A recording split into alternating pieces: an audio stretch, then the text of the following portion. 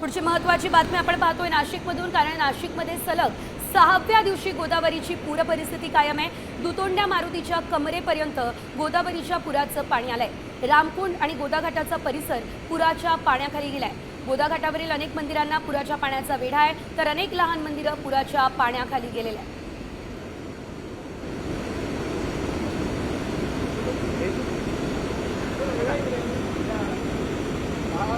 गोदाघाटावरून या संदर्भात आढावा घेतला आमचे प्रतिनिधी अभिजित सोनवणे यांनी। पाहुयात गोदाघाटावरची सद्य परिस्थिती। सलग 6व्या दिवशी नाशिकमध्ये गोदावरीची पूर परिस्थिती कायम आहे। मी आता रामकुंड गोदाघाटाच्या परिसरामध्ये आहे। आत्ताची ही दृश्य जर आपण बघितली तर संपूर्ण रामकुंड आणि गोदाघाटाचा परिसर पूर्णपणे पाण्याच्या खाली गेलेला आपल्याला या दृश्यांमध्ये बघायला मिळेल। 6 दिवसांपासून या ठिकाणी अशीच परिस्थिती आहे।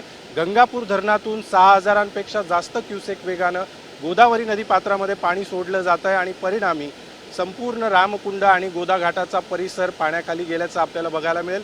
जी मोठी मंदिरं आहेत या सगळ्या परिसरातली त्या मंदिरांना पुराच्या पाण्याचा वेढा पडलेला आहे, तर जी छोटी मंदिरं आहेत ती छोटी मंदिरं पूर्णपणे गोदावरीच्या पुराच्या पाण्याखाली गेलेली आपल्याला बघायला मिळतील। खरं तर हा सगळा जो परिसर आहे तो पूर्णपणे गोदावरीच्या पाण्याने व्यापून गेलेला बघायला मिळेल। कॅमेरामन प्रवीण काळबांडेसह अभिजित सोनवणे, साम टीव्ही, नाशिक।